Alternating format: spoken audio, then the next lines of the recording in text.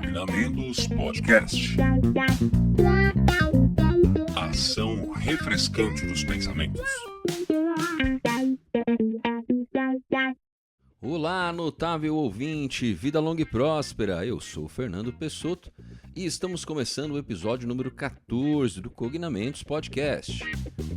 E este é um papo que eu tive um tempinho atrás com dois profissionais maravilhosos que vocês vão conhecer agora. Mas antes, você já sabe que por aqui você vai ouvir falar sobre saúde mental, cultura, curiosidades, psicologia e muito mais. Então, se arruma aí no sofá, no carro, na academia, no busão, em qualquer lugar que você esteja ouvindo e sinta-se em casa.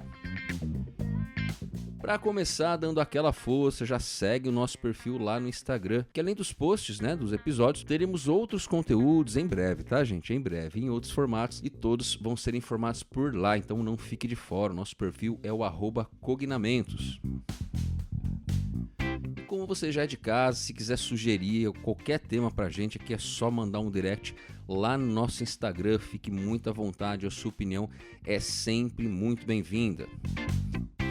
Se puder, avaliar o nosso podcast lá no Spotify também, vai ajudar muito, é muito bom mesmo pra gente, pra continuar crescendo o nosso projeto aqui, só dá aquelas 5 estrelinhas espertas, beleza? E deixa eu aproveitar, então, gostaria de fazer um pedido muito especial para você que está nos ouvindo, eventualmente é a primeira vez que você está ouvindo a gente. Quando eu falo de nos seguir aqui lá no Instagram, de nos seguir no Spotify, além de avaliar, de dar estrelinha, pode parecer um pouco repetitivo, eu sei que é um pouco repetitivo mesmo, mas isso é super importante para o crescimento e para a manutenção do Cognamentos, Como vocês sabem, este é um conteúdo totalmente gratuito, todos os convidados que gentilmente dividem suas experiências aqui conosco, participam de forma gratuita, a quem eu sempre agradeço muito, faço questão de agradecer muito. Mas é claro que manter esse projeto ativo tem custos, Nós temos os custos de edição, das artes de capa, nós temos também o tempo de marcar as entrevistas, de marcar os papos, de criar pauta, de gravar, postar, tudo isso gera custo. Então, se você está achando que este conteúdo é relevante, só peço sua ajuda nas redes, pois cada vez mais que as pessoas curtem, avaliam, encaminham os episódios, os algoritmos entendem a relevância desse conteúdo, sugerindo então para outras pessoas. Então, desde já, agradeço as pessoas que têm ajudado a manter esse projeto firme. Se você ainda não foi lá, não conferiu, não avaliou, não encaminhou, por favor, dá aquela força então, beleza? Se você já foi lá, já curtiu a publicação no Instagram, já encaminhou a publicação lá no Spotify, já comentou a publicação, se você começou a nos seguir no Spotify, deixou as estrelas para nós lá, comentou nos episódios, que pode ser uma coisa muito simples, pode ser assim, muito bom, gostei, encaminhou o episódio lá pelo Spotify, que aliás, pessoal, não precisa ser assinante do Spotify para ouvir a gente por lá não, tá bom? É só clicar e ouvir, é gratuito, mesmo para quem não é assinante, tá? Enfim, se puder dar essa força pra gente, eu agradeço muito. E depois que você ouvir, manda esse episódio para aquela pessoa que você sabe que vai gostar, nos ajude então a compartilhar informações importantes sobre saúde mental e bem-estar entre a sua rede. E sem mais delongas, vamos conversar sobre dislexia. E hoje nós vamos falar de um tema que eu estava comentando aqui antes de começar a gravar, que já faz tempo que eu estou querendo gravar, que é a dislexia. E agora deu certo da gente convidar dois profissionais aqui para falar com a gente. Eles vão se apresentar e logo em seguida a gente começa o nosso papo. Olá, pessoal. Eu sou a Thaís Freire, eu sou fonoaudióloga, uma fonoaudióloga apaixonada pela área da educação. Dediquei o mestrado, o doutorado para estudar essa área, em particular com a dislexia. E hoje trabalho aqui em Campinas, no Instituto Interatua, tanto como fonoaudióloga clínica como fonoaudióloga educacional. Bom, olá, pessoal. Eu sou Ricardo Franco de Lima, sou neuropsicólogo, formado pela Universidade de São Francisco, como o Fernando. Exatamente. Também, desde que me formei, venho atuando aí na área dos transtornos de aprendizagem, sobretudo a dislexia. Também dediquei o meu mestrado, doutorado a estudo com indivíduos com dislexia. Atualmente, integro a equipe do Instituto Interatua, juntamente com a Thaís, e sou professor do curso de Psicologia da Universidade de São Francisco e colaborador no programa de pós-graduação dessa mesma universidade. Então é um prazer estar aqui com vocês. Perfeito, demais. Eu conheci o Ricardo, a gente lecionou junto, por um tempo. Embora eu falei com ele, olha, eu lembro de você lá na graduação, né? A gente não chegou a estudar junto, que ele estava um pouco avançado, né? Uns anos antes de mim. E aí A convidei... gente dividiu disciplina, Pois né? A é, gente deu aula olha, juntos. a gente literalmente deu aula junto na mesma sala ao mesmo tempo, né, Ricardo? Pois Sim, é. você me socorreu com as técnicas projetivas. Pois é, que experiência bacana, experiência demais. E aí, falei com o Ricardo, ele gentilmente aí falou da Thaís, que bom que a gente tem esse time aqui para conversar. E eu acho que o principal aqui é a gente começar falando pra galera o que é a dislexia. Eu tenho percebido que hoje, até na demanda clínica, as pessoas têm falado um pouco mais, claro, né? Acho que como um todo, né, a ciência vem ganhando e a área vem ganhando um pouco de projeção. Então as pessoas começam a falar um pouco mais, mas ainda a gente ouve algumas coisas que não estão precisas. Enfim, acho que a gente poderia começar conceituando o que é, algumas características, para quem está ouvindo aí poder se inteirar do que a gente vai falar, né? Eu acho que quando a gente fala, né, uma definição mais simples da dislexia, e eu gosto de explicar assim para os pais, para os professores, é você olhar para aquele indivíduo que tem capacidade de aprendizagem e que inesperadamente não consegue desenvolver a leitura e escrita. Então, é uma dificuldade inesperada. Por quê? Porque você vê o potencial daquele indivíduo. Você percebe que ele aprende, que ele é rápido, que ele tem facilidades, mas quando envolve especificamente leitura e escrita, essas falhas ficam evidentes, essas dificuldades aparecem. E os pais perguntam muito pra gente, puxa, mas como pode não conseguir ler e escrever se ele é bom em matemática, né? Se às vezes ele faz um raciocínio, eu não entendo como isso acontece. E a gente tem um funcionamento cerebral por trás disso, né? Então, são falhas que se explicam em razão de uma disfunção. Existem áreas específicas no nosso cérebro que não se ativam e que deveriam estar se ativando para fazer com que esse indivíduo conseguisse desenvolver a leitura e a escrita. Então, eu gosto dessa explicação, uma explicação mais simples, mas que traz essa visão, porque a gente não pode entender a dislexia como sendo qualquer dificuldade de aprendizagem. E às vezes isso acontece no contexto de sala de aula. Aquele aluno tem problema para aprender. Ele é disléxico. A gente não pode confundir, né? E a gente precisa ter essa clareza de que eu estou falando de uma dislexia, eu estou falando de um transtorno específico de aprendizagem da leitura e da escrita. É específico, né? Ele tem esse termo, né? Nos manuais diagnósticos eles trazem esse termo, específico, que é para a gente não confundir este indivíduo com outros que têm dificuldades que são mais abrangentes, né?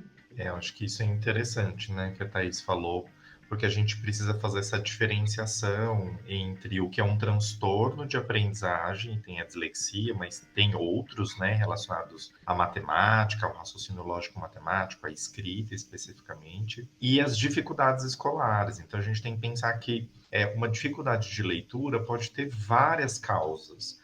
O indivíduo ele pode não ler porque ele não está enxergando adequadamente, ele pode não ler porque ele tem outro diagnóstico, né, neurológico, psiquiátrico, genético.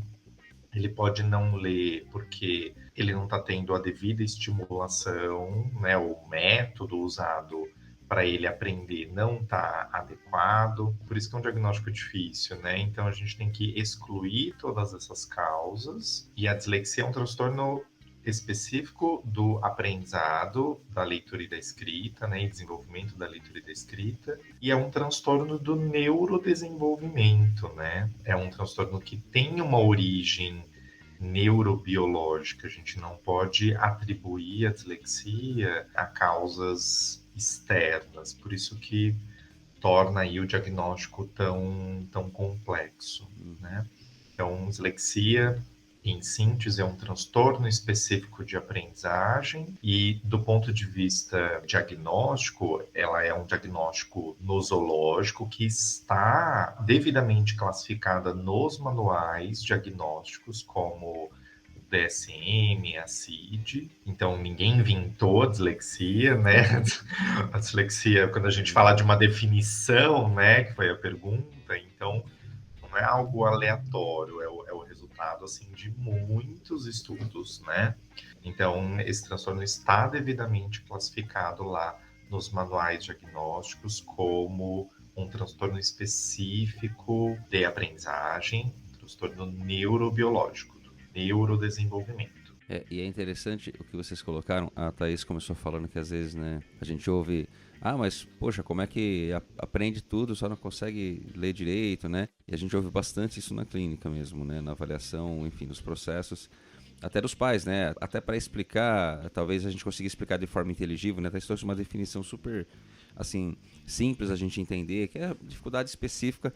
Na leitura, eu até falo que dislexia é apelido, né? É o apelido que se dá, porque é o transtorno específico de aprendizagem. Lá a gente fala, né? Dislexia, na verdade, é o apelido da coisa, né? E essas características, então, ela tem a ver especificamente com leitura e escrita. Em tese é isso, certo? Ela é um transtorno relacionado, a gente fala que é um transtorno relacionado à linguagem. Ok. Né? E aí ela vai trazer prejuízos, principalmente à linguagem escrita. Né? Mas às vezes a gente pode identificar outras dificuldades associadas a esse quadro relacionadas à comunicação oral, não só à comunicação escrita. Não são todos os casos que apresentam essas características, mas em alguns deles a gente observa. Então, são crianças que podem apresentar atraso no desenvolvimento da linguagem oral, quando pequenas, dificuldade para adquirir novos vocabulários. Então, às vezes os pais comentam, olha, tudo ia bem, mas quando ele começou a aprender cores, o nome das letras, eu já percebi que era um processo mais lento. E os pais às vezes comparam com os irmãos, né? Quando tem irmãos, eles conseguem estabelecer essa comparação. Então, às vezes a gente já vai vendo algumas outras dificuldades que vão aparecendo no desenvolvimento da própria linguagem oral. Porque a linguagem oral, ela é um pré-requisito para a linguagem escrita. Né? Eu falo que são cordas e elas vão se trançando. Se você não tem, por exemplo, uma boa habilidade narrativa, né, de contar um fato, de relatar o que aconteceu no seu dia, como é que você vai fazer uma narrativa escrita, uma redação? Como é que vai ser a organização dessa redação? Se você não tem um bom vocabulário para conversar, como é que você vai se expressar na hora de você elaborar uma resposta? A gente vai percebendo essas dificuldades de linguagem, que são da linguagem oral, se manifestando no próprio desenvolvimento da escrita. Ela acaba trazendo impactos, e é por isso que o fonoaudiólogo está dentro desse processo de avaliação e de intervenção. Porque a gente tem que olhar para além do registro escrito, olhar para essas habilidades de comunicação que envolvem a linguagem oral também. Até para diferenciar de outros transtornos, né? Porque aí a gente tem que pensar que a dislexia, enquanto transtorno específico da linguagem escrita, aí, né? A gente tem alguns núcleos de dificuldade que são os principais. E num processo de avaliação, de alguma maneira, é isso que a gente está buscando, né? A gente busca ali habilidades cognitivas, seja de linguagem, inteligência, enfim, que de alguma maneira podem ser usadas para explicar por que aquele indivíduo não está aprendendo a ler e escrever ou está apresentando um desempenho nessas habilidades aquém do que seria esperado para a idade e nível de escolaridade. Então a gente vai focar aí nesses núcleos de dificuldades que estão relacionados à linguagem, esse seria o núcleo central de dificuldade. Então, aí o papel também da fonoaudiologia, né, muito importante no processo de avaliação e de intervenção, mas a gente sabe que tem outras habilidades cognitivas que podem estar associadas a essa dificuldade, como atenção, funções executivas, aspectos motores e etc. Mas essas outras alterações, elas são entendidas como secundárias, né? Uma vez eu lembro de um atendimento, porque às vezes quando a gente tem dúvidas, né, e é normal, a gente tem dúvida sobre alguma característica, a gente vai procurar na internet, né, enfim, será que é isso, será que é aquilo? E tenta enquadrar ali o diagnóstico. E a gente encontra esses checklists, né, na internet, tem isso, tem aquilo. E aí eu lembro de um atendimento que eu fui fazer entrevista com a família, e por que, né, você tá aqui, o que tá acontecendo? Eu acho que meu filho tem dislexia, mas por quê? Porque ele não consegue amarrar o sapato, ele tem dificuldades de dar nó. Então, veja, eu lembrei dessa história, porque é um aspecto Para onde vai, né?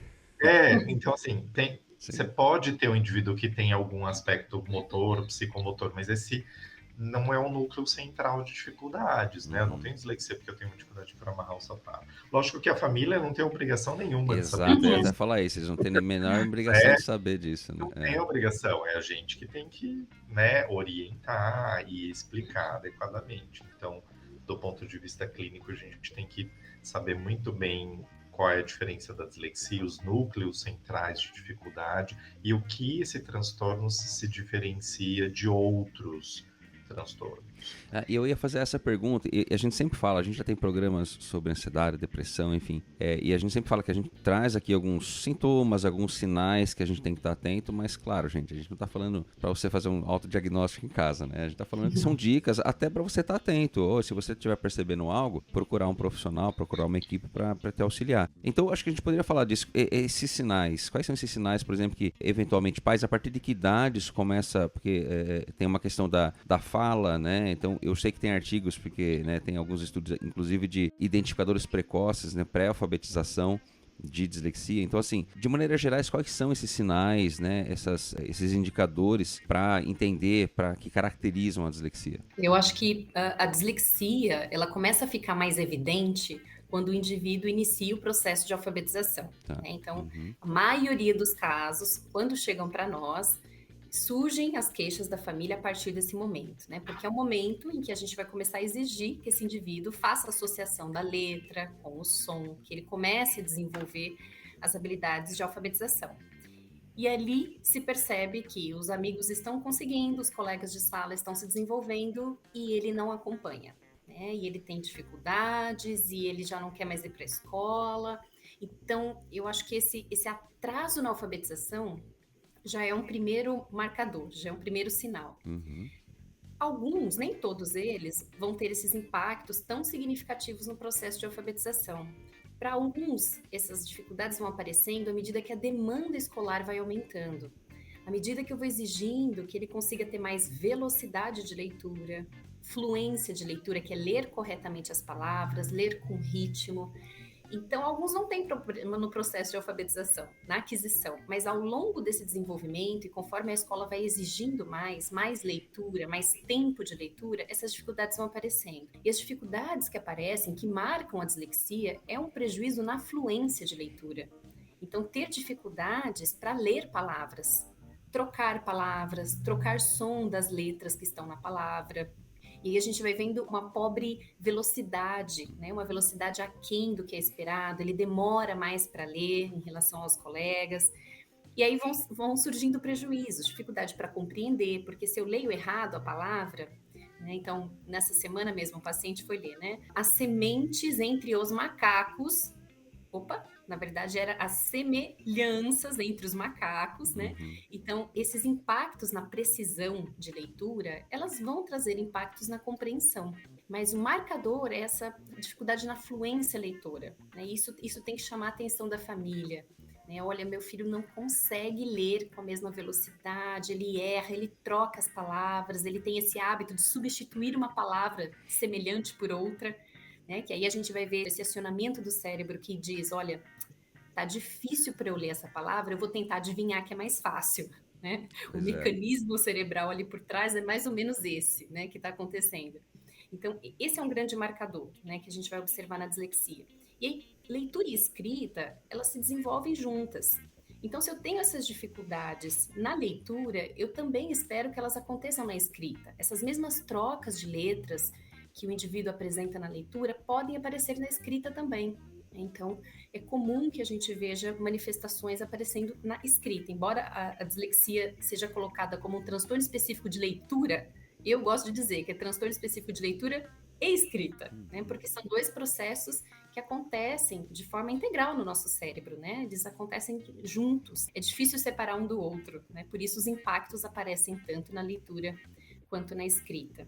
Mas eu gosto de dizer também que a dislexia, ela poderia ser vista como um transtorno do espectro da dislexia, né? Porque assim como os outros quadros que a gente coloca aí como um espectro, ou seja, como uma variabilidade de manifestações, a dislexia também tem essa característica. Então, a gente tem indivíduos que vão ter mais ou menos prejuízos em habilidades de fluência de leitura. Outros vão ter menos dificuldades. Alguns vão ter dificuldades de funções executivas, outros não. Alguns, por exemplo, vão ter aquelas manifestações clássicas que quando a gente digita dislexia no Google, vão aparecendo as imagens, que é escrita em espelho. Alguns vão ter essas características, nem todos vão. Nem todos eles, né? Então, isso é uma característica de um subtipo específico de dislexia que compromete mais o processamento visual, mas não são todos que vão trazer essas características, né? E assim como o Ricardo falou dessa questão de amarrar os sapatos, às vezes os pais vêm com essa informação porque procurou na internet e falam, olha, mas eu não entendi por que a professora cogitou a possibilidade de ser dislexia, porque quando eu pesquisei, eu vi que a criança com dislexia escreve em espelho. O meu filho não escreve em espelho. Aí a gente tem que explicar, olha, nem todas as crianças com dislexia vão trazer essa manifestação. É um quadro muito variável, como todos os transtornos de aprendizagem são. Para mim, todos esses quadros deveriam ser chamados de espectros, né? Sim, porque você tem nuances, tem as questões clínicas e as questões mais qualitativas da manifestação individual, né? Uhum. Exatamente, né? E são vários fatores que estão interferindo, né, nesse processo. Então, a gente precisa sempre olhar para o que o Ricardo disse, né? A gente tem o core, a gente tem aspectos específicos que a gente busca quando a gente está fazendo uma avaliação, mas podem existir manifestações que vão estar associadas a esse quadro em maior ou em menor grau, né? Eu acho que tem complementando, né? Pensando em sinais indicativos, a Thaís falou mais no período escolar, né, na alfabetização. Se a gente for lá para trás, no pré-escolar, lógico que não tem como fazer o diagnóstico de um indivíduo na pré-escola, porque ele ainda não foi submetido a todo o processo sistemático de alfabetização. Então, não dá para a gente dizer que ele tem um problema para ler se ele ainda nem teve oportunidade para isso, de aprender isso. Mas tem alguns outros indicadores relacionados à linguagem também, ao vocabulário. Alguns indivíduos dentro desse espectro que a Thaís comentou podem ter algumas dificuldades na linguagem oral, né? Mas não é tão comum, né, isso, mas pode acontecer. De acesso às informações, né? Então, aquele indivíduo que tem dificuldade de aprender determinadas palavras, incorporar palavras no vocabulário, acessar rapidamente essas palavras, e fica buscando, né? Então, é muito comum a gente ver indivíduos, tanto na leitura ou na avaliação clínica, já no período de alfabetização, em testes, né, cognitivos, que a gente faz algumas questões e o indivíduo tem dificuldade de acessar mesmo. Aquela coisa, aquele negócio, né? Usando palavras substitutivas porque não está conseguindo. Às vezes nem tem um vocabulário assim adequado para conseguir escrever, né? Exato, ou até tem, mas não consegue acessar, né, essa informação no léxico, né, desse vocabulário mental aí. Então, também são alguns indicadores. E outros que também dizem respeito à linguagem, né, e habilidades mais complexas da linguagem, como a consciência fonológica, né, então, essa capacidade do indivíduo de perceber, de identificar, discriminar sons, e isso muitas vezes já é percebido lá no ensino infantil, porque as atividades pedagógicas do ensino infantil, talvez no Brasil não privilegiem tanto como deveria, mas a gente tem atividades como cantigas, né, brincadeiras relacionadas à linguagem. A Thaís é autora aí de alguns materiais, né, que são usados nesse sentido também. Então, depois pode complementar com mais propriedade, mas às vezes a criança vai ter dificuldade nesses processos, né? De fazer rima, de identificar que uma palavrinha é parecida com a outra, de discriminar sons. Então, veja, são sinais indicativos, né? A gente não sabe qual é a trajetória de desenvolvimento desse indivíduo. Então, a gente não sabe se esse indivíduo que apresenta essa dificuldade, se ele vai superar essa dificuldade, se é uma variação normal do desenvolvimento, se às vezes vai para uma avaliação, o profissional faz orientações, intervenção e ele supera aquela dificuldade. Então, a gente vai perceber que no caso da dislexia, essas dificuldades elas são mais persistentes. Esse é um ponto, inclusive, interessante de a gente considerar aqui no Brasil, né? Já que eu toquei nesse ponto, a Thaís fez o trabalho de doutorado dela com isso, né? Mas são modelos de resposta e intervenção, né? Que em outros países isso é mais comum, aqui no Brasil nem tanto, né? Então, de já existir uma prática educacional nos anos iniciais aí do processo de escolarização, do professor ou da equipe escolar se responsabilizar por identificar sinais precoces de qualquer problema de aprendizagem, né, e já submeter esses indivíduos a algumas intervenções que são coletivas no próprio contexto escolar, e a partir daí discriminar aqueles indivíduos que respondem a essa intervenção que foi realizada e os indivíduos que, apesar dessa intervenção educacional, eles não responderam. Então, possivelmente, esses indivíduos são indivíduos mais de risco para um possível transtorno de aprendizagem que posteriormente deveria ser investigado, né? Mas é um modelo aí, a gente poderia pensar, né, enquanto prática aqui no Brasil, né? É porque a gente tem desafios, né, Ricardo, nesse processo de quando a gente pergunta quando a gente faz o diagnóstico da dislexia, né? Em que momento isso é feito? Como o Ricardo disse, a gente não vai fazer isso na infância. A gente pode ter sinais de risco, mas a gente não consegue concluir esse diagnóstico nessa etapa porque essa criança precisa ter tido a oportunidade de aprender, né? Mas quando você observa que, apesar dos estímulos que você está oferecendo, essa aprendizagem ela não está acontecendo no ritmo que você observa nos demais, é ali que vão acendendo essas lanternas que vão nos chamando a atenção. Opa, o que é que está acontecendo aqui? E é nesse sentido que entram esses programas que a gente chama de RTI, Resposta à Intervenção, vem do inglês, né? Response to Intervention, para que a gente consiga oferecer práticas que são assertivas, práticas educacionais que são entendidas na literatura como favoráveis ao processo de desenvolvimento. Você aplica ela numa sala de aula e você vai medindo a resposta desse indivíduo. Aqueles que não respondem, a gente já vai acendendo essas lanternas e vai acompanhando. E o indivíduo com dislexia, ele geralmente está nesse grupo, né, de crianças com baixa responsividade às intervenções. E é importante a gente ter esses programas, porque ali você consegue ir entendendo quem é o indivíduo de risco. Porque, poxa, se a sala toda, né, eu tenho 30 alunos na sala, eu tenho 28 alunos que responderam, por que 2 não responderam? Né? O que está acontecendo ali? Então, é ali que a gente vai começar a ir percebendo. A idade para esse diagnóstico, a gente não tem na literatura uma idade especificada, mas o que a gente costuma ter como um consenso, né, entre aí os avaliadores, os pesquisadores da área, é que é mais seguro que você realize esse diagnóstico, né, a partir dos 9 anos de idade, quando a criança finalizou aí o 3º ano escolar, porque ela teve oportunidades, né, de aprender, de passar por um processo de alfabetização, tem um período que eu estou oferecendo para que ela tenha possíveis desvios, ajustes, mas passou do 3º ano, já não espero mais que essa dificuldade ainda esteja ali tão marcada. Isso em linhas gerais, né? A gente fala em linhas gerais, mas não é impossível fazer esse diagnóstico antes. Então, por exemplo, nós temos o caso, né, Ricardo, no consultório de gêmeas, né? Então, assim, são gêmeas, estão na mesma escola, recebem os mesmos estímulos. Por que uma consegue e a outra não? E aí isso já vem aparecendo desde a educação infantil, 1º ano, 2º ano, então ela, antes de terminar o 3º ano, a gente já conseguiu entender que existem mesmo muitos sinais para essa dislexia. A gente já conclui nesse momento? Não. A gente segue o DSM-5, as orientações que dizem para nós, olha, ofereça uma intervenção especializada. Observe a resposta dessa criança. Se ela responder, se essas dificuldades forem sanadas, não era uma dislexia.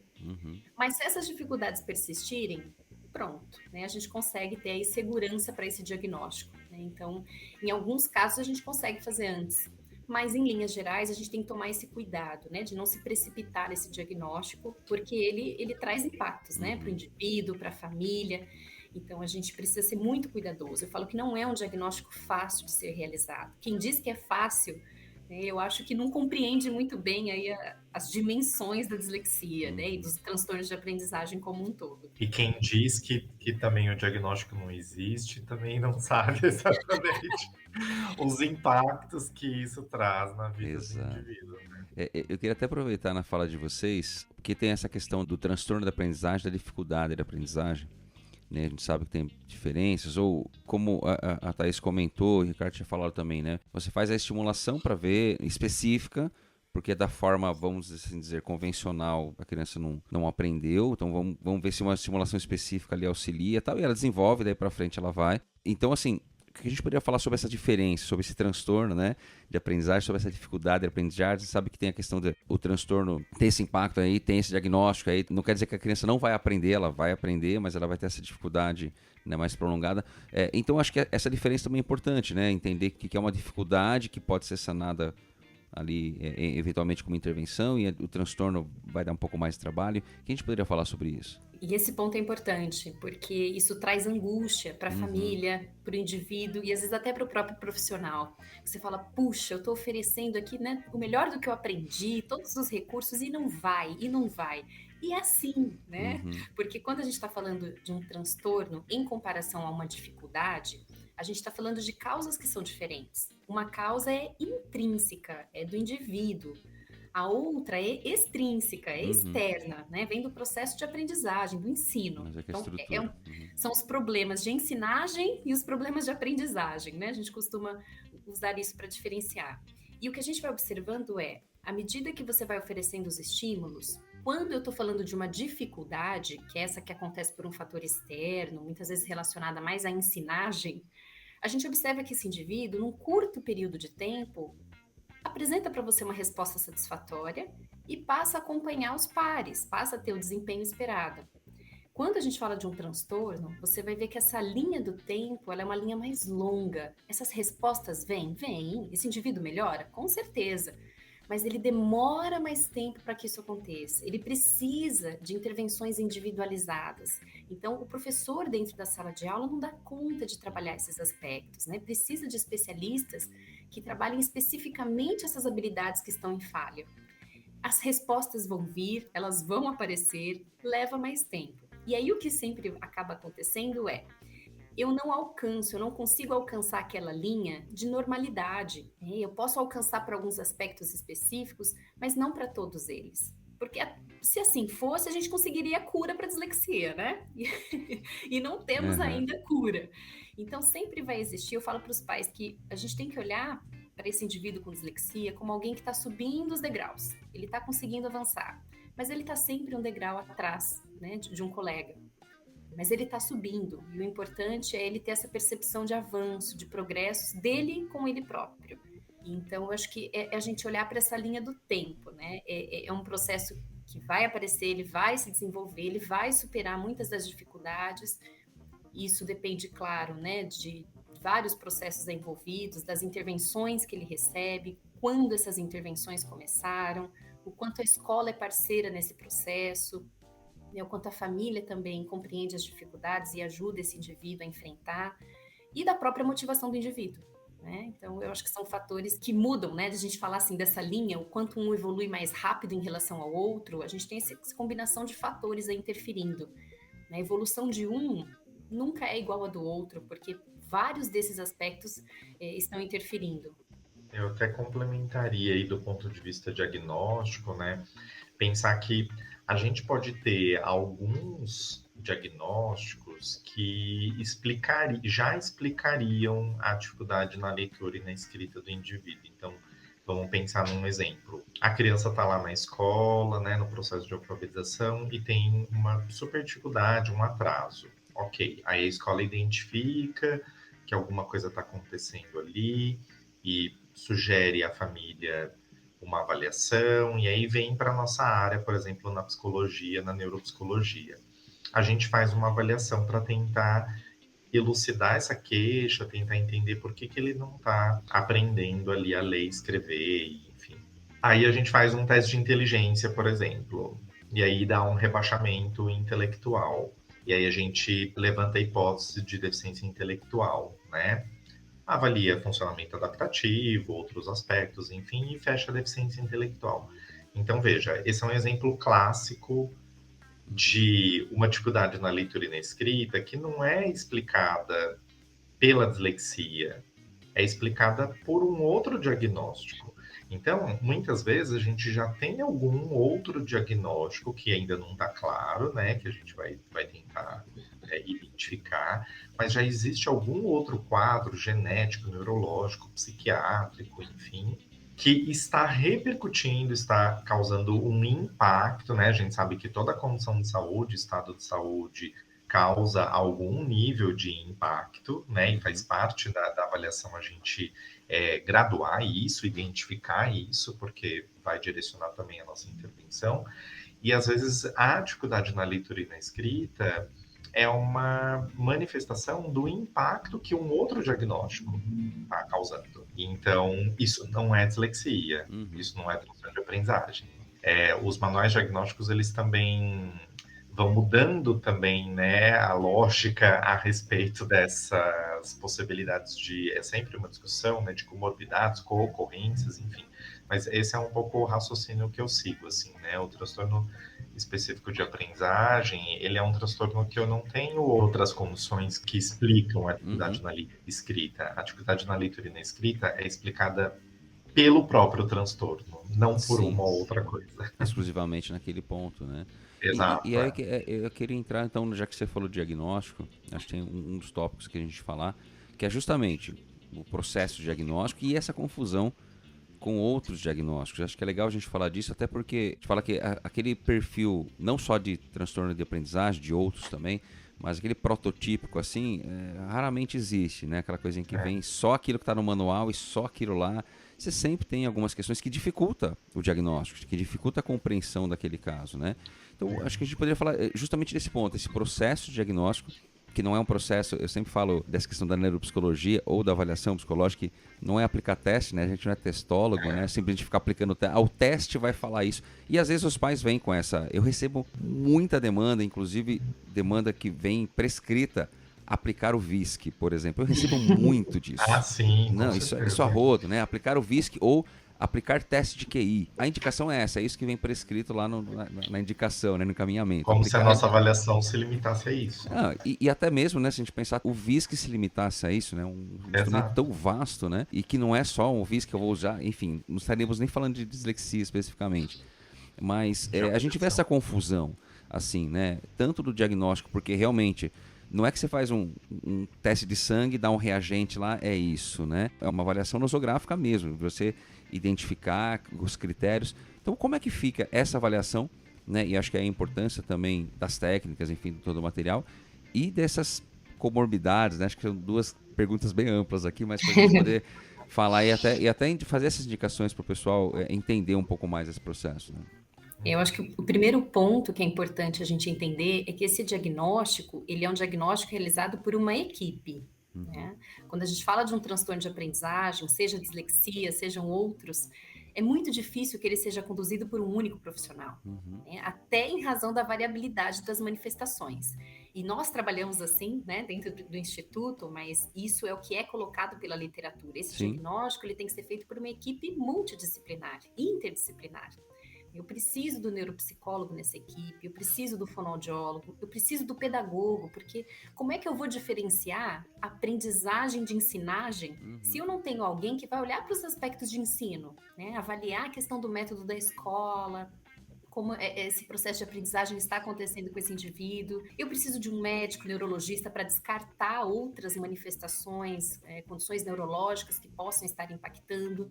Então, eu tenho minimamente uma equipe ali para poder conduzir, né, avaliações, e aí os instrumentos de testagem, né, aplicar VISC, eles são um dos instrumentos. É importante que a gente tenha esses instrumentos normativos, padronizados, para que a gente tenha referência, né, do que a gente está observando, do que a gente gostaria que o desempenho daquele indivíduo fosse, mas não se resume a isso. Eu preciso fazer uma anamnese, uma história, resgatar essa história clínica e todos os dados de desenvolvimento, né? Porque esse diagnóstico ele tem que ir fechando, né? São peças e a gente vai encaixando essas peças. Resultado de teste é uma dessas peças. Eu preciso olhar para todo o processo de desenvolvimento, conversar com essa escola, né? Entender se... Porque, olha só, né? Principalmente depois de pandemia, a gente perdeu alguns parâmetros dos testes. A gente tem um atraso. Vai ter um impacto significativo nisso. Né? Exato. Então, a gente já está vendo, assim, e se você, hoje, se a gente pegar, por exemplo, hoje um teste, o TDE, que é o teste de desempenho escolar, se a gente aplicar esse teste hoje numa sala de aula, possivelmente as crianças não vão ter o desempenho que está descrito lá que seria o esperado. porque essas crianças passaram aí por um processo de pandemia. Então, existiram alguns atrasos, algumas lacunas. Então, é importante eu ter essa informação com a escola. Olha, professor, você também observa essa dificuldade em sala de aula? Ele realmente está aquém da turma? Porque, eventualmente, o professor vai falar, não, ele está seguindo o ritmo da turma, né? Ele está aprendendo assim como os outros estão. Então, a gente tem que ir coletando essas informações, né, de vários ambientes, de vários aspectos. As pessoas sempre perguntam para a gente, eu também atuo como docente em curso de psicopedagogia, em fonoaudiologia, e sempre me perguntam, qual o teste que aplica para dislexia? Esse é o clássico. Também tô querendo esse teste. Eu respondo assim também, viu? Fala, Quando descobrirem, me avise. A gente não tem um único teste, ou um conjunto específico de testes, né, que vão determinar esse diagnóstico. A gente sabe as habilidades que a gente precisa investigar e ir formando esse quebra-cabeça. Quais são manifestações típicas da dislexia, quais não são? Quais se justificam pelas dificuldades de linguagem, quais se justificam por outros fatores. Então, esse é o olhar que a gente tem que ter. É um conjunto de aspectos que eu vou olhar no processo de avaliação. Não é um único teste, não é uma única avaliação. É a gente olhar para esse todo, né? E a equipe é importante porque você pode ter o que a gente chama das comorbidades associadas, né?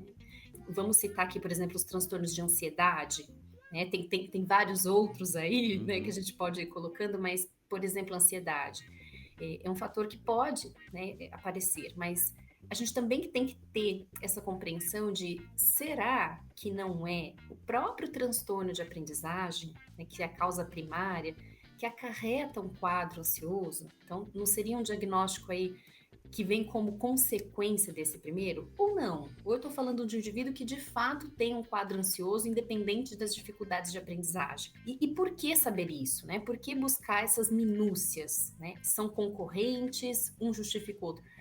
Porque se você não tiver esse olhar, você não vai ser assertivo na conduta.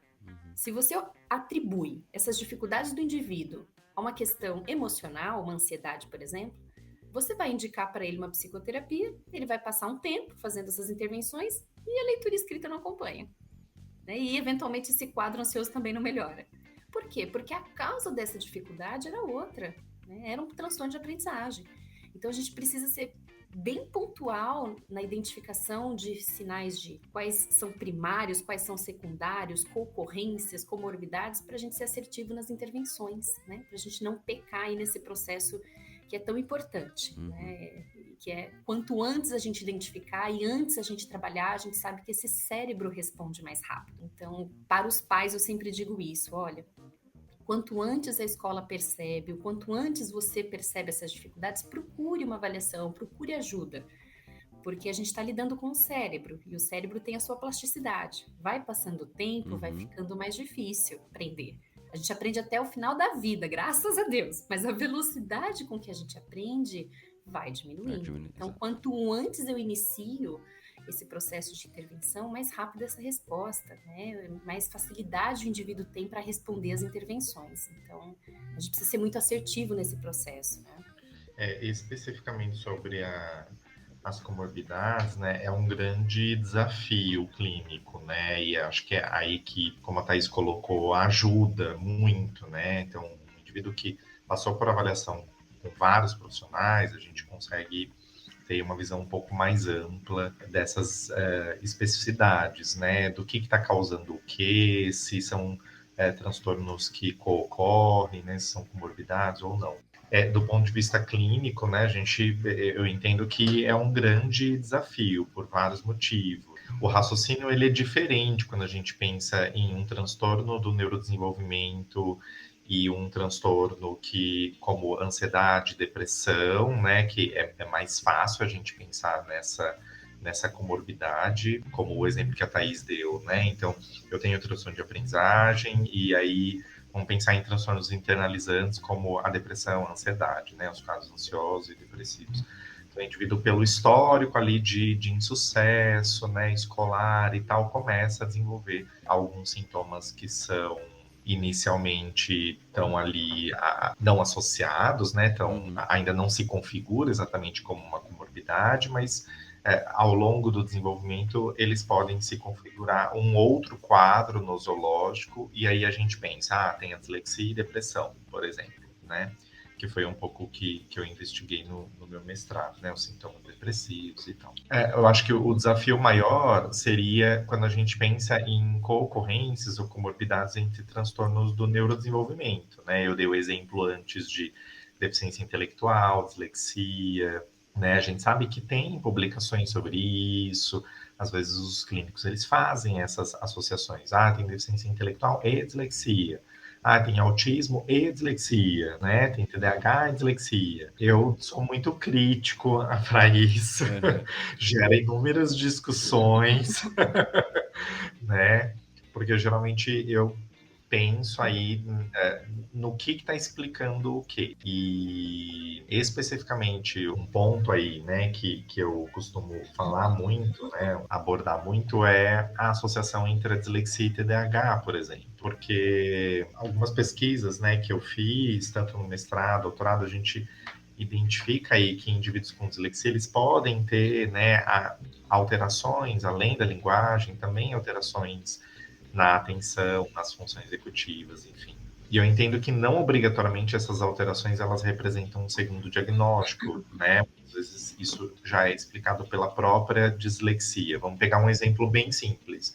Um indivíduo com dislexia em sala de aula que tem que o tempo inteiro ler e escrever, e aí ele começa a não prestar mais atenção, por exemplo, porque sobrecarga de informação, ou ele se desinteressa, enfim. E aparece, a desatenção, ela aparece como uma queixa, né? Ele não presta atenção. Mas ele não presta atenção em quais situações, né? Na sala de aula, ou em casa, quando ele está envolvido com uma situação de leitura e de escrita. Então, veja, clinicamente, está me sinalizando que são as questões da leitura e da escrita que estão explicando um padrão comportamental de desatenção. Então, não quer dizer que o indivíduo tenha um déficit de controle de atenção, ele tem uma alteração na linguagem e que isso está impactando funcionalmente no controle atencional. Então, veja, na clínica a gente tem que ficar fazendo todo esse raciocínio, né? Porque como a Thaís colocou, isso é claro que seria muito mais simples, né, para nós. Tem desatenção, tem alteração na linguagem, na escrita, então é TDAH, dislexia, também não se relaciona socialmente, também é TEA, vai juntando. Seria muito mais simples a gente não ter críticas para isso. Pegar esses sinais, juntar tudo e falar, olha, são todos esses diagnósticos. Mas eu fico pensando qual é a função disso, qual a função de todos esses diagnósticos. Para que esse indivíduo ele precisa ter todos esses diagnósticos, entendeu? O que isso vai mudar na vida dele do ponto de vista de intervenção, né? Então, eu acho que são questionamentos, né? Quando a gente pensa no aspecto diagnóstico, comorbidades, impacto, são questionamentos que a gente, né, costuma fazer muito lá na equipe, né? Eu acho que isso é muito rico, a gente ter uma diversidade de profissionais, porque aí a gente vai, quando a gente fala discussão de caso, é isso, a gente vai discutir mesmo. E aí, de novo, né, Ricardo, acho que entra também essa questão da resposta à intervenção.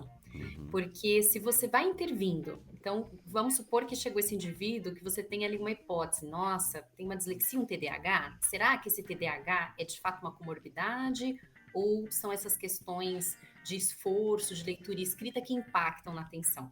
Você põe esse indivíduo em intervenção e a resposta dele à intervenção vai ajudando a gente a esclarecer esse diagnóstico. À medida que vão diminuindo as dificuldades na leitura e na escrita, vão diminuindo muitas vezes as queixas atencionais. Então você vai entendendo, eram as questões de aprendizagem que estavam impactando nesse processo, né? Outras vezes não, né? E aí a gente tem indivíduos que às vezes optam pela medicação e respondem muito bem, outros que não respondem. Né? Então é a gente ser muito cuidadoso nesse processo, observar tudo isso, né, de uma forma muito crítica, porque perfeito. A gente não pode generalizar, né? Essas comorbidades podem acontecer, mas talvez, né, são questionamentos nossos, né, Ricardo, aí da nossa equipe, talvez não na mesma proporção que a gente encontra relatado na literatura. Né? Então, a gente olhar para isso de uma forma um pouco mais crítica para não generalizar a possibilidade de ocorrências e comorbidades, né? E eu acho que aí vocês trouxeram algo importante, não só a questão da equipe, né? Porque você trocar ideia, você discutir realmente um caso, né? Você poder ver pontos diferentes. E uma coisa que a Thaís trouxe agora de estudo, né? E ela falou lá atrás, até vou dar uma dica depois, lá no final, sobre a questão da normalidade, né? As pessoas às vezes têm um medo de falar de normal, de normalidade, né? A gente tá falando de frequência, tá falando do que é esperado, não do que é bom, ruim, do que é certo, né? Mas é claro que os estudos, eles são extremamente importantes. Bom, se a gente falasse que nós aqui, nós três, não, o estudo não é importante, não faria o menor sentido, né? A gente trabalha com isso, mas assim, é claro que ele tem um recorte, mas a pessoa que está na sua frente ali, né? O estudo ele explica a normalidade, ele explica a ocorrência geral, né? Ele explica aquela rede mais nomotética, né? Que vai encontrar os elementos, que vai encontrar a semelhança entre as pessoas, mas claro que aquela pessoa que está na sua frente não é a norma. Né, ela é aquela pessoa, aí você vai para a questão da idiografia, né, idiográfica, e você entender clinicamente aquele sujeito. Por isso é tão difícil, né, porque tem um monte de estudo mostrando, né, tem uma comorbidade entre TDAH e dislexia, por exemplo, mas claro, como que é a ocorrência, como isso ocorre na vida daquela criança, qual é o impacto daquela criança, então você tem um ajuste antes para perceber e por isso é tão difícil, né? Essa é uma coisa muito artesanal, eu diria assim, né? De você realmente É o fazer... termo que você usou, né? Processo, É processo, né? exato. Porque a gente está lidando com questões do desenvolvimento, então quer dizer, já implica que Isso. é um processo, porque Exato. é desenvolvimento. E essas intervenções, então, vamos pensar, vocês dois falaram, né, muitas vezes, né, você fazer uma intervenção para daí poder, você deixa um diagnóstico em aberto, vamos assim falar, não sei se é a melhor expressão, mas é o que se fala, né, para acompanhar, fazer a intervenção, para daí identificar se seria ou não. E muitos pais ficam angustiados com isso. Mas se for, vai atrasar mais e não sei o quê. Não, ele vai estar dentro de um processo de intervenção. Mas como que seriam esses processos de intervenção? E uma previsão, né? Porque aí eu tô pensando ali do lado dos pais, né? Assim, poxa, ele vai estar numa intervenção e se tivesse tido o diagnóstico lá atrás... enfim, como é que ficam esses processos e como é que ele se procede? A escola tem que participar, os pais têm que participar, os profissionais, né? Porque não dá para jogar tudo os profissionais e falar, faz aí, né? Como é que seria esse processo e quais as técnicas, enfim? O termo, né, que você tentou colocar ali, Fernando, às vezes a gente usa como terapia diagnóstica. Perfeito. Né? Então, é a própria terapia quem vai ajudar a gente a esclarecer esse diagnóstico. Né? A gente tem, né, pensando aí nesse prazo para fechar, concluir ou até refutar, né, esse diagnóstico, como ele acontece? O DSM-5, né, ele tem uma citação específica ali que diz que você não deve, né, não é prudente que você realize essa confirmação sem pelo menos 6 meses de intervenção especializada. Né? Mas eu entendo que esse período de 6 meses é num padrão americano de intervenções, né? De 2 a 3 vezes por semana, né? Que geralmente não é o que a gente consegue colocar aqui em prática. Né? A maioria dos meus pacientes vai 1 vez por semana. Exato. Alguns vão 2 vezes por semana. Né? Então, esse prazo aí, colocado ali no DSM-5 de 6 meses, já passou a virar 1 ano, se você não for conseguir colocar uma assiduidade tão grande nas intervenções. Em linhas gerais, a gente fala para as famílias, olha, esse é o processo, de 6 meses a 1 ano, né, de intervenções, para que a gente consiga ir tendo um pouco mais de clareza sobre esse processo diagnóstico. Em alguns casos, a gente consegue ter essa confirmação em 6 meses, porque você vê que, apesar dos avanços, as dificuldades ainda foram muito significativas, mas em outros, você já consegue percebendo que o indivíduo está se desenvolvendo bem. Então, opa, não era, né? Então, a gente ainda tem alguns aspectos a serem trabalhados, mas possivelmente esse indivíduo vai ter alta daqui a 1 ano, né? Ou até, às vezes, até mesmo entre 6 meses e 1 ano, o que vai desconfigurando esse quadro, né? Que a gente pensou a princípio. Então, a gente tem esse prazo estipulado, né? É um prazo que foi colocado pelo DSM. Não acho que a gente tenha que ser rígido em relação a esse prazo, mas eu acho que é um período importante para você documentar, mostrar para os pais que existe um manual, né, que dá essas normativas. É importante para os pais ter algo concreto, né, entender que essa é uma orientação e que os profissionais devem segui-la. É dessa forma como a gente tem tentado conduzir. E dentro de uma avaliação de equipe, e por isso a avaliação de equipe é importante, é a gente determinar o que é prioridade para aquele indivíduo. Então, qual é o carro-chefe das intervenções para ele nesse momento? Então, é pedagógica? É é fonoaudiológica, porque tem questões de linguagem envolvidas, é fonoaudiológica e neuropsicológica junto, porque tem questões aí de funções executivas, memória, né, planejamento, tem outros aspectos envolvidos, ou questões emocionais, né? Então, eu acho que isso é importante dentro do processo de avaliação, para a gente conseguir também determinar o que é prioridade, porque a gente sabe, né, Fernando, se você passar por vários profissionais, todos eles vão identificar aspectos que precisam ser trabalhados. Sim, exato. Né? Exato. Se você for no nutricionista hoje, no educador físico, no fisioterapeuta, eles vão te sinalizar para você que você precisa de algumas intervenções. Alguma coisa precisa. Exatamente. Mas a gente, assim, como equipe, como profissionais, a gente precisa entender o que é prioridade naquele momento. E que essas prioridades, elas podem ir mudando. Então, à medida que ele teve respostas muito boas, né, às questões emocionais, esse apoio psicológico já não é mais o carro-chefe. Eu já posso ir direcionando essas intervenções para outros aspectos. Assim como a fono, né? Vai chegando um momento em que a fono é muito importante para esse processo, né, de intervenção, porque a dislexia está relacionada a um aspecto de linguagem, né, e linguagem escrita, mas a gente tem um prazo também, né? A gente não vai ficar com esse indivíduo o resto da vida, né? Então a gente tem que entender até onde a gente vai intervir e até onde a gente tem que abrir mão do nosso trabalho e dar oportunidade para ele, para que outros profissionais deem continuidade a esse tratamento. Então, por exemplo, dentro da fonoaudiologia, quando eu dou alta para o paciente, quando esse paciente entra em platô, ou seja, eu estou fazendo as avaliações, as reavaliações, né, de 6 em 6 meses, e estou vendo que já não tem mais resposta, e eu já dei estratégias, já dei recursos para que ele consiga ir driblando essas dificuldades, e já não tem mais resposta, esse é o momento de eu pensar em alta, porque eu não posso continuar trabalhando com esse indivíduo até ele ter a mesma velocidade de leitura que aquele que não tem dislexia, né? De novo, do contrário, eu estaria conseguindo a cura para a dislexia. Nós não temos, né? Não tem. Então, eu vou entender assim, olha, ele já não responde mais o que eu posso oferecer. Né? Então, agora é o momento dele trabalhar, por exemplo, com um pedagogo ou com neuropsicólogos que vão trabalhar essas estratégias, né, para driblar as dificuldades. Então, a gente vai saindo de cena e vai deixando com que outros profissionais façam as suas contribuições.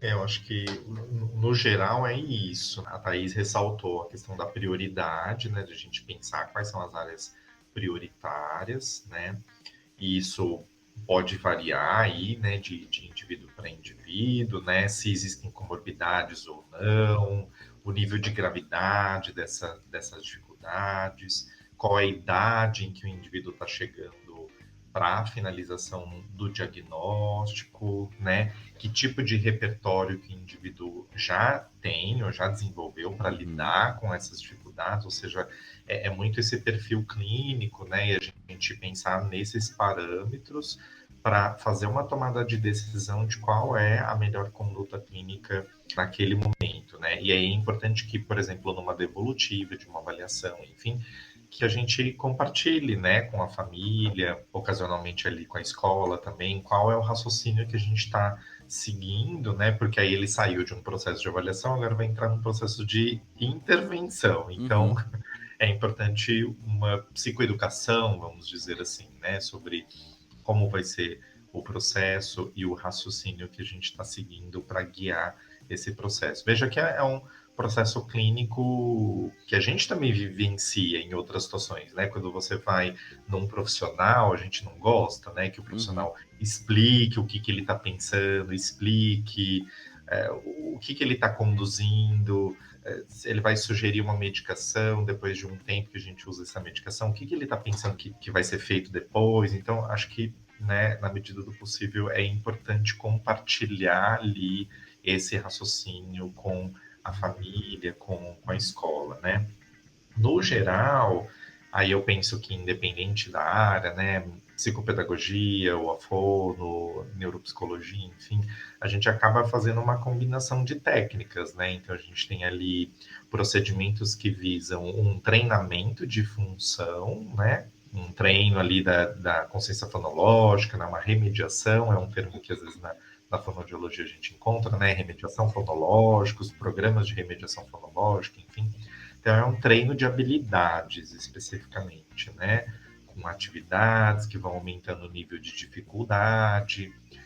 Muitos desses treinos já são fechados, né? Então eles têm ali um conjunto de tarefas, de atividades já pré-concebido e com estudos de evidências de eficácia, etc. Então isso na neuropsicologia também, né? Então treino de atenção, de memória e tal. E um segundo grupo de técnicas seria as estratégias compensatórias, né? Então a gente desenvolver estratégias para compensar o impacto que essas dificuldades causam. Porque, veja, se efetivamente o indivíduo tem dislexia, a Thaís ressaltou isso em vários momentos, não tem cura, né? Porque não é uma doença, é um transtorno. E é um transtorno do desenvolvimento. Então, ele vai levar essas dificuldades pelo resto da vida. Mudam as demandas, alguma dificuldade ele tem, né? Então, a gente precisa instrumentalizar esse indivíduo com estratégias para que as dificuldades tenham menos impacto, né? E essa inclusive, a definição da própria Organização Mundial de Saúde de reabilitação, né? Porque você sabe que o estado de saúde ali, ele é inevitável, que ele não vai mudar, só que a gente pode mudar o nível de impacto. E aí a gente muda o nível de impacto instrumentalizando o indivíduo, fortalecendo o indivíduo, fazendo modificações do ambiente, orientando a escola, a família, psicoeducando, explicando, construindo estratégias e aumentando o nível de participação desse indivíduo em diferentes contextos. Então, o fato dele ter dificuldade de leitura e escrita não pode impedi-lo dele fazer, sei lá, me ocorreu um exemplo aleatório aqui, fazer uma prova de um livro, por exemplo, que é uma demanda, é uma atividade que as escolas fazem, né? Então, o fato dele ter uma dificuldade de leitura não pode impedi-lo de ter acesso a um determinado conhecimento que vem por meio da leitura e da escrita. Então, é aí que entram as estratégias. Então, eu penso que, no geral, as técnicas são essas, né? É o treino da função e as estratégias para compensar as dificuldades e minimizar o impacto que essas dificuldades causam. E aí entra a escola, né? Entra muito a escola, sim. Então, nesse momento, entendendo que existem dificuldades que são mais persistentes, a gente vai precisar proporcionar para esse indivíduo, né, o que a gente chama aí de acomodações, flexibilizações, né? Eu não gosto muito da palavra acomodação, né? Eu acho que ela sugere... Os pais falam assim, mas vai ficar acomodado, vai usar disso como uma bengala, né? Porque ele pode fazer a prova oral, então ele não vai mais fazer a prova escrita, ele não vai mais treinar, ele não vai mais se expor a esse estímulo, nem as tentativas de fazer uma prova escrita, né? Eu não gosto muito da palavra acomodação. Eu acho que flexibilização seria uma palavra melhor utilizada, mas a gente vê na literatura acomodações, né? Vem do inglês, accommodations, e a gente usa ainda no português, né? Traduzido dessa forma. Mas a flexibilização talvez seja uma palavra que melhor se encaixaria, porque é isso, é você ser flexível.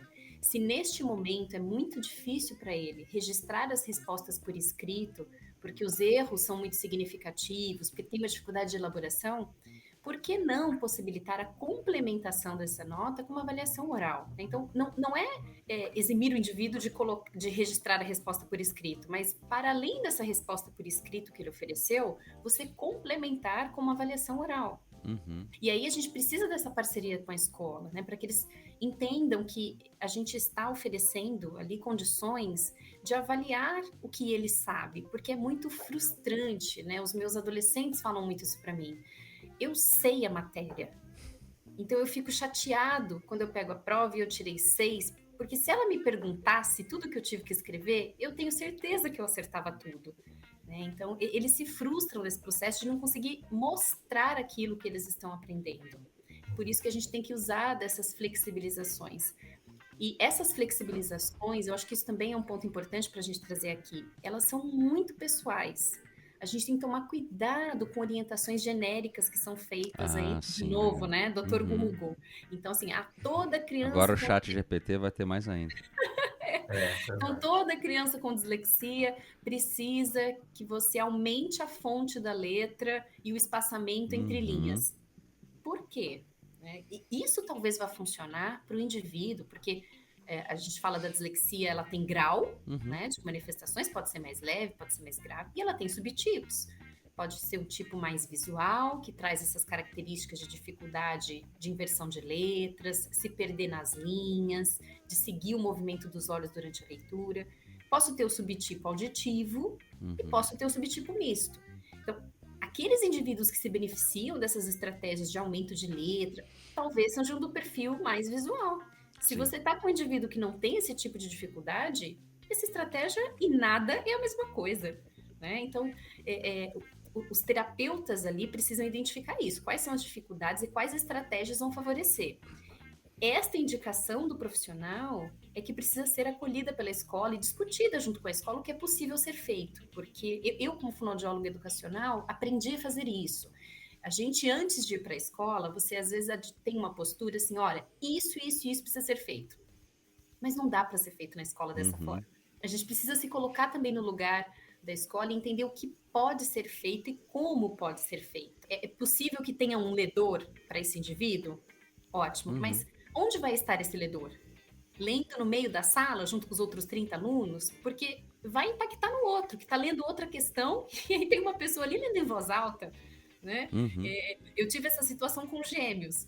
E aí a escola colocou o ledor e o ledor estava na própria sala. E aí um dia o irmão veio falar para mim, falou, viu, não dá. Atrapalha, né? Atrapalhando todo mundo, porque eu não tô naquela questão, eu já tô em outra, mas eu tô ouvindo ela ler pro meu irmão. Então, assim, a gente coloca isso, precisa ter um ledor. Tá, mas quando? Em que momento? Né? E isso vai ser feito. Então, em qual matéria, né? Qual matéria? Em todas as matérias isso é necessário? Então, essa parceria com a escola ela vai ser importante e tem que ser uma parceria mesmo, né? Colocar a escola ali como sendo também um ator importante, né? Não só alguém que recebe e acata essas orientações, mas alguém que te dê um retorno e fale, olha, não consegui colocar em prática essa orientação por isso, isso, isso. Thaís, fiz de outra forma e achei que ele respondeu melhor. Nossa, é isso que a gente gostaria. E a gente já tem leis hoje específicas, né, para atender essa população. Nós sempre tivemos algumas leis que ajudam aí, que dão suporte para indivíduos com problemas, né, de aprendizagem, mas por exemplo, no autismo, essas leis são muito praticadas, né? Elas estão aí em abundância. Tem ganhado mais força agora também. Né? Exato. Nós não tínhamos isso tão bem definido para os transtornos de aprendizagem, para a dislexia, para o TDAH, por exemplo, né?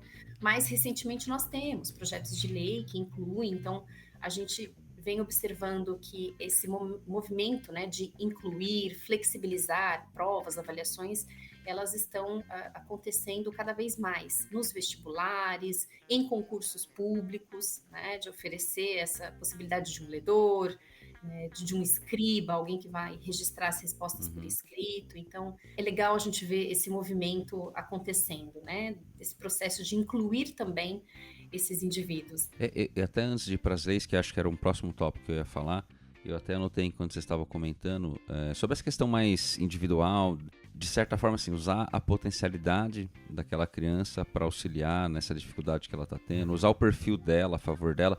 Me lembrou muito do Tião Rocha, não sei se vocês conhecem o Tião Rocha, mas que é um psicopedagogo, né, mas é um educador, né, e enfim, ele criou ali o Centro Popular de Cultura e Desenvolvimento, depois eu vou até falar dele no final dele como dica, mas é justamente esse ponto, ele parte da cultura local para o desenvolvimento da criança, né? Eu falei assim, eu fui pedir demissão de uma federal, ninguém sabia que eu queria deixar de ser professor para ser educador, né? E aí ele criou essa escola que tinha...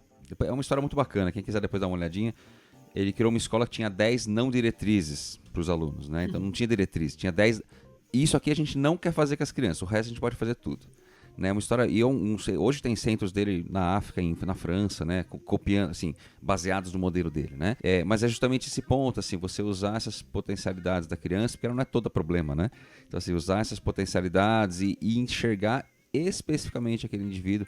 Então quando você estava me falando dessa, né, não é simplesmente, vai aumentar a letra, tá tudo certo, mas meu filho não tem a escrita espelhada, então não é isso, não, então assim, né, entender especificamente aquela criança, entender como trabalhar com aquela criança, e a proposta dele é muito essa, né, está muito baseado no Paulo Freire também, mas baseado nessa questão de trabalho, o que é importante para aquela criança. Você falava assim, o que está impactando mais para aquela criança, o que realmente está atrapalhando. Tem crianças que eu vejo às vezes, especificamente, você vê ali que tem um processo de transtorno de aprendizagem, mas tem questões emocionais que estão ali que uma terapia Só que você fala, é uma criança, né? Não vou falar, faz tudo ao mesmo tempo, assim. A criança também precisa brincar, também precisa estar em outros processos. Ó, o que está impactando mais diretamente essa criança nesse momento?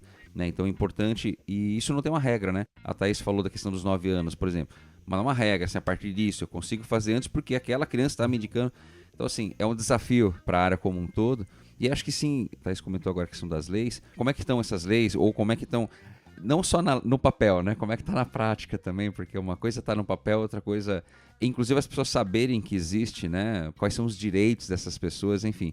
Como é que está o desenvolvimento e a prática dessas leis, então? A gente tem um primeiro avanço, que é a possibilidade de uma lei citando especificamente a dislexia e o TDAH, né, por exemplo. Mas ela ainda é muito genérica, ela ainda não tem diretrizes específicas do que deve ser feito, né, por quem deve ser feito. Então, ela é muito genérica, ela é muito abrangente, ela ainda precisa de mais definições, de mais acertos, né? Mas a gente entende que porque também é muito difícil você delimitar quais serão os apoios oferecidos, porque é isso, depende das características do indivíduo.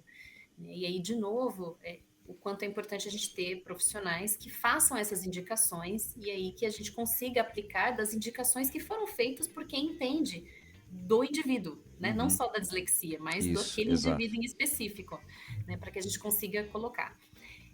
Embora, isso é sempre um ponto, né, Fernando, assim, a gente tem as leis, o quanto elas são aplicadas ou não, é sempre um ponto O Brasil difícil, tem né? lei que não pega, né? Não, é uma coisa tão estranha, né? A lei que não pega, se é lei, tem que pegar, né? E aí a gente tem famílias que às vezes acionam a justiça para conseguir, por exemplo, um professor auxiliar em classe. E aí são crianças, às vezes, nas mesmas condições, né, de um quadro de dislexia, por exemplo, uma consegue, a outra não. A gente tem aí toda uma questão assim, das interpretações que cada juiz faz, né, talvez ali dos argumentos que foram colocados. Então, a gente ainda precisa caminhar muito nesse sentido, mas eu acho que é importante que a gente já tenha uma lei citando especificamente essas condições, porque elas, eu não entendo assim, mas como talvez fossem vistas, né? Como alterações mais leves, né? Como transtornos mais leves em comparação a outros, né? E aí talvez por isso a gente não tivesse tantas leis e tanta busca, né? Pela tentativa de trazer esse processo de inclusão. Mas não são, né? Não são aspectos leves, eles são impactantes. E em determinados momentos da vida do indivíduo são mais ou menos impactantes. Então, a dislexia, os pais perguntam sempre pra gente, né, Ricardo, nas devolutivas, mas meu filho vai poder fazer faculdade? Vestibular. Meu Deus, mas meu filho vai conseguir? Como é que vai ser isso, né? Vai, né? Ele vai poder fazer, se ele quiser, né? Se ele estiver motivado para isso. Vai ser difícil? Vai, como vai ser todo o processo mesmo, né? De escolarização. A vida do indivíduo ela é muito difícil enquanto escola, enquanto demanda acadêmica. Eu trabalho com adultos, né, que falam assim para mim hoje. Falo, puxa, Thaís, se eu soubesse que agora, como adulto, as coisas iam ficar bem, que eu tô aqui no meu trabalho, no meu estúdio de fotografia e tô muito bem sucedido. Se eu soubesse disso, eu queria ter voltado e falado para mim quando eu era menininho, aguenta aí, cara, aguenta aí porque isso vai melhorar, né? Vai ter um momento que você vai conseguir encontrar um caminho e que essas exigências de leitura escrita na sua vida vão diminuir e, consequentemente, o impacto, né, dessas exigências vão diminuindo. E tem condições, né, de ir para a faculdade, vão precisar de apoios, vão precisar dessas adaptações, dessas flexibilizações muitas vezes, né? Não são todos os casos, mas alguns casos sim, outros não. Então, até as universidades precisam estar abertas para esse processo de inclusão. Né? E eles têm condição, né, de seguir, de se formar, de ter uma carreira. O impacto ele é grande quando envolve essas questões de aprendizagem acadêmica, mas ela não envolve essas questões de aprendizagem no geral, né, que são importantes para a nossa vida. Né? A gente não se resume ao nosso desempenho escolar. Pelo contrário, hoje a gente discute tanto, né, qual é o papel... Né, da questão da formação. Será que a nossa formação, uma carreira universitária é o que garante, né, sucesso profissional depois? Né? Então, mas sim, eles têm condições de estar lá. E aí é importante que a gente tenha essas leis para ajudá-los, né, a passar por esse processo de uma forma mais inclusiva, de uma forma não tão sofrida, né? Eu acho que historicamente aí tem, né, se a gente for pensar nas leis de inclusão, inicialmente a gente não tinha, como a Thaís falou, né, uma explicitação desses transtornos, que eram os transtornos funcionais, né, atendidos pela lei de inclusão. Então, eram os quadros de deficiência, né, os diferentes tipos de deficiência, do espectro autista, né, que na época ainda eram transtornos globais do desenvolvimento, invasivos do desenvolvimento, né, e altas habilidades, que é um tema aí que tem estado mais, né, as pessoas estão discutindo mais atualmente também, as altas habilidades de superdotação. Então a gente não tinha, né, TDAH, dislexia, eram transtornos funcionais, mas não obrigatoriamente contemplados pela lei de inclusão, né, a política de educação inclusiva. A gente tinha, né, algumas leis que eram municipais, né, então praticadas em locais específicos. Eu acho que agora em 2021, né, essa lei que a Thaís estava se referindo, né, que é a lei 14.254, é uma lei que aí né, nacional, enfim, que foi aprovada depois de uma longa discussão, enfim, durante 10 anos, mais de 10 anos, né, e sempre barrada, né, enfim, por inúmeros questionamentos aí, inclusive um que eu comentei lá no início, sobre, acho que a principal discussão, né, e o motivo de não aprovação talvez fosse a não existência desses transtornos, né? Como se não precisa ter essa lei, porque na verdade dislexia nem existe, TDAH foi inventado pela indústria farmacêutica. Para que vai ter uma lei para ajudar essas pessoas, né? Então eu lembro de, inclusive, participar de debates nesse sentido, né, na Câmara dos Vereadores em São Paulo, né? Não eu falando, mas assim ouvindo essas barbaridades, inclusive às vezes do próprio conselho aí de psicologia, né? Então, lógico que isso tudo foi mudando, né? Eu acho que a gente foi entendendo melhor a respeito disso e mobilizou aí. E a gente, eu acho que também teve uma ação muito importante de grandes associações, né? A própria ABDA, né? Associação Brasileira de Déficit de Atenção, Associação Brasileira de Dislexia, Associação Nacional de Dislexia, Instituto ABCD, vários lugares aí, né? Mães e etc., grupos de mães do Brasil inteiro, forçando, né? Esclarecendo, enfim, para que essa lei nacional, então, fosse aprovada. Mas é o que a gente estava comentando, né? Ainda é um início, eu acho que a gente precisa operacionalizar tudo isso, né? Entender que a lei fala de identificação precoce, fala dessas coisas que a gente comentou aqui, né, hoje, da intervenção precoce, acompanhamento integral, etc. A gente precisa entender ainda, né? Como que essas pessoas vão ser identificadas. Aí pensando na nossa área, né, Fernando, que testes... Que teste que vai usar? Que indicadores que a gente tem são, né, mais objetivos para essa identificação. Que profissionais que vão fazer isso. Se as redes de saúde, educação estão integradas e estão preparadas para ter profissionais de diferentes áreas para fazer esse tipo de intervenção. Então, acho que são discussões, coisas que a gente ainda vai precisar avançar bastante para que efetivamente essa lei seja cumprida, né?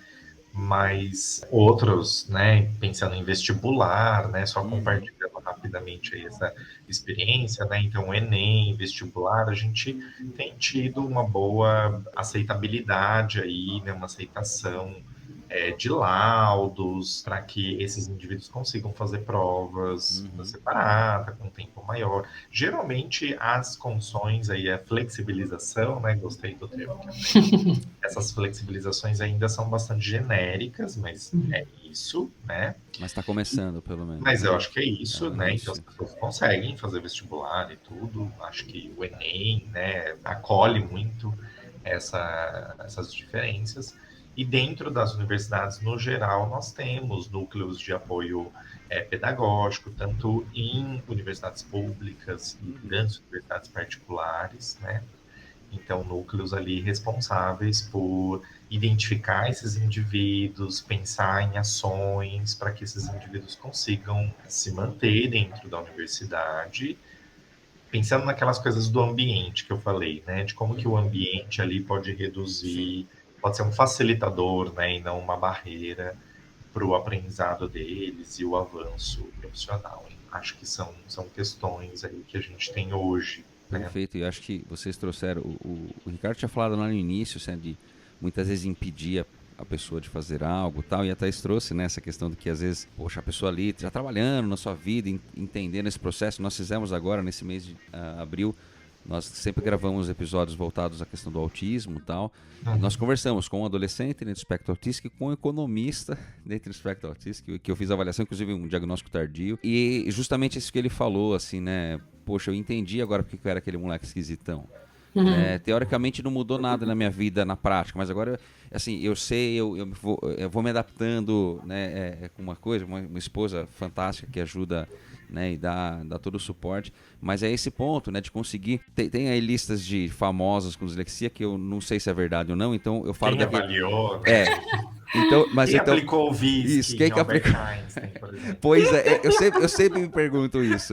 Mas de um que eu já vi ele falando, também não sei quem avaliou nada, mas o próprio Pedro Cardoso, aquele ator que fazia o Agostinho Carrara, né? Eu já vi ele dando entrevista falando disso, né? Mas tá lá, né? O cara é ator, né? O cara trabalha com decorar texto e um baita... Bom, o Agostinho ali roubava toda a cena na Grande Família, né? Mas para dizer isso, né? Assim, a pessoa encontra com uma estimulação certa, com uma orientação correta, ela consegue entender o perfil dela, né? E trabalhar, enfim, vai pra vida, né? Então, claro que vai ter dificuldade, como a Thaís comentou, como outras pessoas que não têm o transtorno também vão ter. Né? Mas claro que isso vai impactar uma dificuldade maior, muitas vezes, né? De conseguir se conectar com o conteúdo também, né? Então, acho que é importante isso, né? Não é... Eu falava muito isso, eu lembro que a gente falou isso em aula também, Ricardo, assim... É um diagnóstico, não é uma sentença, né? A gente tem que entender isso, né? E como vai ser trabalhado. Por isso a importância de profissionais que se dedicam a isso e que vão ajudar nesse desenvolvimento, né? E muitas vezes... Desculpa, Ricardo. Não, até falando assim, a gente tem que pensar aí muito a função desse diagnóstico, né?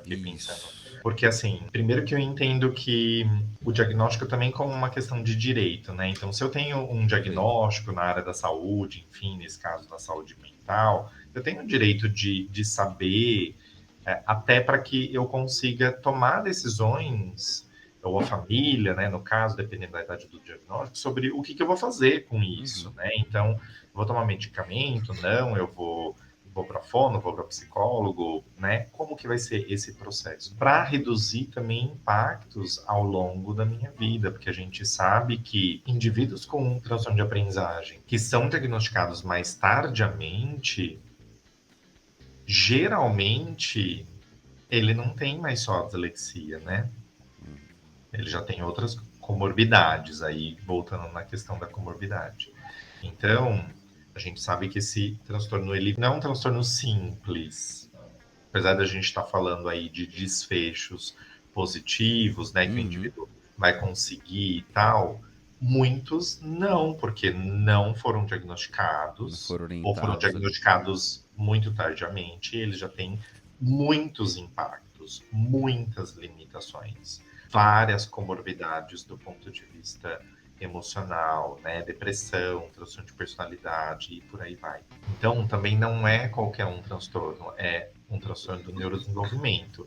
E aí a gente pensa na importância desse diagnóstico precoce nesse sentido protetivo também, porque aí a gente vai organizando uma rede ali, né, de ações, seja individuais, familiares e escolares, como a gente falou, que vai minimizando essa vulnerabilidade para o desenvolvimento de outras comorbidades. Então, o transtorno aumenta a probabilidade de comorbidades psiquiátricas. Só que se a gente atua nesse sentido, né, interventivo, a probabilidade do indivíduo desenvolver outros transtornos associados reduz. Reduz, exatamente. E a gente tem a questão do diagnóstico tardio também, como você comentou, né, Fernando? Quantas vezes, quando a gente está dando a devolutiva de uma criança, o pai ou a mãe se identificam com muitas características, né? Um monte.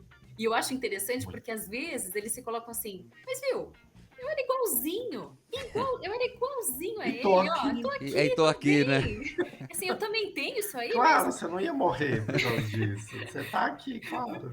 mas a Mas gente, como? e aí a gente também coloca Exato. assim, o que a gente precisa entender, né? Porque é isso, são pessoas inteligentes, né? Dentro da dislexia, são indivíduos inteligentes. Eles conseguem ir encontrando caminhos, driblando as suas dificuldades. Mas por que que hoje, talvez esse diagnóstico esteja tão em evidência? Né? Por que que hoje a gente fala tanto da dislexia e não falávamos antes? Porque eu acho que tem um aspecto que aí os pais precisam, esses pais, né, que se identificam aí como possíveis disléxicos também, eles precisam entender que hoje a demanda é muito maior. A exigência escolar acadêmica Acadêmica, né? é Exato. muito maior, né? Então, os conteúdos, a quantidade de informação para ler, escrever, processar. Imagina, a gente foi aprender sobre células. Eu fui aprender sobre células no colegial. Hoje as crianças no terceiro ano, quarto ano já aprendem, né, sobre isso. Então, quantidade de informações. É um mundo competitivo. Você ter faculdade já não é mais um diferencial. Você tem que saber inglês, você tem que saber línguas, você tem que ter domínio de informática, você tem que ser comunicativo. Inteligência artificial, Exato. atualmente. Você tem que ter. A exigência aumentou muito. Sim. Portanto, as dificuldades vão ficando mais aparentes. Não que elas nunca existiam, elas existiam, elas estavam lá. Eu tenho certeza que. E isso acontece com a gente. Conforme a gente vai estudando, né? Eu não sabia de dislexia, TDAH, quando eu não tive contato com a fonoaudiologia. Quando eu tive contato com essas informações, eu fui identificando colegas meus de sala de aula que tinham. Eu falo, puxa vida, essa é a fulana. Muito esforçada, muito dedicada, mas ela não conseguia. Né? Então, esses indivíduos sempre estiveram lá. A questão é que a demanda era outra. O mercado de trabalho era outro. Então, hoje, o nível de sofrimento do indivíduo que tem essa dificuldade, ele acaba ficando mais evidente muitas vezes. Né? E por isso que traz tanta angústia e a gente precisa cuidar disso. Porque aí é o que o Ricardo falou, vão entrando outras questões, né? E eu tive um adolescente, a experiência com adolescente, eu acho que isso me marcou muito profissionalmente. Ele foi identificado mais tardiamente, com 13 anos, filhos de pais professores universitários, ótimo em matemática, tinha Olimpíadas, prêmio de Olimpíadas em matemática. Então, para a família era assim, quem é bom em matemática não é em português mesmo, tá tudo bem. Mas isso começou a repercutir, inclusive, na matemática e na física, porque exigia leitura e compreensão de enunciados. Né? Exato. E aí, até naquilo que ele era bom, de repente, ele já não conseguia mais se sair tão bem, né? E foi feito esse processo diagnóstico com uma equipe, e a gente chegou a essa conclusão, né, de que era realmente um caso de dislexia. Iniciei o processo interventivo com ele 2 vezes por semana, né? A família queria intensificar. E para mim, ele estava indo muito bem. Né? A gente começou, acho que em abril, né? E fomos seguindo até o fim do ano. Para mim, ele estava evoluindo muito melhor do que eu esperaria, em razão até da idade que ele começou. Mas chegou no fim do ano, férias, a família foi viajar. Quando retornou janeiro do ano seguinte, eu entro em contato, né? Perguntando se a família vai retornar, os horários. E não tive resposta da família. Não me respondiam. Pedi para a secretária ligar, também não. E achei estranho, porque era uma família tão próxima, né? Tão participativa. E aí, depois de uns 20 dias, a família entrou em contato, dizendo, olha, Thaís, desculpa, porque a gente estava aqui com uma situação e agora que a gente conseguiu processar tudo isso, o fulano, né, nosso filho, tentou suicídio. E eu falei, nossa, mas... E aí eu fui pensando assim, por que será, né? E foi me pensando, será que teve alguma desilusão amorosa? Será que teve... Por quê? Né? Porque, na minha percepção, isso não estava relacionado às questões de aprendizagem, né? Ele estava evoluindo muito bem. Mas depois, né, quando ele ficou bem, quando ele voltou para a intervenção, e aí ele contou, ele falou, olha... foi muito bom eu saber o que eu tenho, né, no sentido de eu entender que eu não sou burro, né, que eu tenho habilidade, que eu tenho potencial para aprender. Ele falou, mas é isso, Thaís. A minha vida vai ser isso. Eu vou ter sempre que me esforçar mais do que os outros. Eu vou ter sempre que estudar 2 horas para tirar 8, enquanto meu amigo estuda meia hora e tira 10. É isso, Thaís, que vai ser minha vida? Eu falei, é isso. Né? É uma vida de mais esforço, é uma vida de mais dedicação. E é importante a gente ter essa conversa, né? Para que eles se fortaleçam, para que eles entendam, assim, o que são as minhas habilidades, o que são as minhas dificuldades e como eu preciso enfrentar isso, né? Porque eu jamais imaginei que o motivo pelo qual ele tentaria um suicídio estava relacionado à dificuldade de aprendizagem dele. E foi, né? Porque ele se frustrou num nível de, puxa, né? Então, eu digo que hoje eu olho para outros olhos, para todos eles, né? Já claro. buscando esses sinais de, meu Deus, ansiedade, depressão, estresse infantil, né? Deixa eu ver se não tem sinais de risco, porque me surpreendeu muito esse caso, né? Então, a gente precisa estar sempre muito atento, né? Poxa. E a importância, né? Acho que vocês colocaram assim o diagnóstico enquanto qual o motivo dele, né? Para que ele serve justamente? Para assegurar o desenvolvimento dessa criança, para assegurar os direitos dessa criança, né? Para que ela, como a Thaís colocou agora, né? Vai ter esse ajuste e às vezes a gente fala isso para os pais, né? Olha, vai precisar de um suporte aí por um bom tempo, provavelmente ao longo de toda a escolarização dele, né? Mas ele vai dar conta e enfim, né? Mas tem esse esforço a mais, a literatura às vezes traz essa forma mesmo, né? Esse esforço que vai ter cognitivo até a mais, né? Gente, eu ficaria falando aqui por mais... Nossa, para mim tá sendo uma aula aqui, tá excelente, né? Excelente mesmo. A gente vai encaminhando pro nosso fim aqui, tá? Já vou agradecer de novo no final, porque foi realmente muito bom. Acho que a gente tem que pensar já em fazer um outro programa com outro assunto, porque foi muito bom, de verdade. Como a gente sabe que o programa tem uma limitação de tempo, a gente sempre dá indicações para as pessoas, né? Ó, quer aprofundar mais? Dá uma olhadinha nisso, olha esse vídeo, enfim. O que vocês poderiam dar de dica para as pessoas, enfim, consultarem e aprofundarem sobre o tema? Fale-me mais sobre isso. Eu acho que tem uma cartilha que eu gosto sempre de indicar para os pais, é a cartilha Todos Entendem Dislexia, que é do Instituto ABCD. É um material que é produzido por profissionais de diferentes áreas, fonoaudiólogos, psicólogos, pedagogos, de um estudo que trabalha, né, que é um estudo de referência com pesquisadores renomados. Então, é uma cartilha que reúne informações sobre tudo que a gente conversou, desde Ótimo. sinais precoces, avaliação, como é feito o processo diagnóstico, como os pais podem ajudar, e ela está disponível gratuitamente para download no site do Instituto ABCD. Esse é um material que eu sempre indico como uma leitura inicial, né, para a gente fazer sobre o assunto. Eu sugiro aí, né, inicialmente o contato com os sites das associações, a Associação Brasileira de Dislexia. Eu sou membro do Comitê Científico também da ABD, então eu sugiro o site da ABD, que tem informações, né, sobre a dislexia. O Instituto ABCD, que é um instituto, né, voltado aí para as questões da aprendizagem, sobretudo da dislexia, né, que o instituto fica em São Paulo. Tem um livro, né, é uma reedição, eu acho, da doutora Sally Shaywitz, que é uma pesquisadora, né, norte-americana. O livro é Entendendo a Dislexia, que fala aí sobre a dislexia. E o livro Neurônios da Leitura, também é uma leitura Técnica. Científica, vamos dizer assim. Bem técnica. Uma grande parte que ouve o nosso programa aqui é psicólogo, então... né? Neurônios da Leitura, né? Também uma outra indicação aí. Inclusive, existe eu falei da doutora Sally Shaywitz, tem um curso gratuito dela, eu acho que está no Coursera, né, Thaís? Isso, tá sim. Tá no Coursera. Depois eu até posso ver o nome específico. Perfeito. Do curso, mas é um curso dela que está lá e do marido dela, e que são aí autoridades, né, na área da dislexia. Então, são algumas sugestões de leitura. Perfeito. Tá? Perfeito. Como a gente falou, na verdade surgiu ao longo do episódio, eu falei da questão da normalidade, vocês falaram. Fica aí a dica do episódio do podcast Naruhodo, o Naruhodo 178, que é o que é ser normal. Não está diretamente ligado à dislexia, mas traz um conceito de normalidade bastante interessante, que eu gosto muito.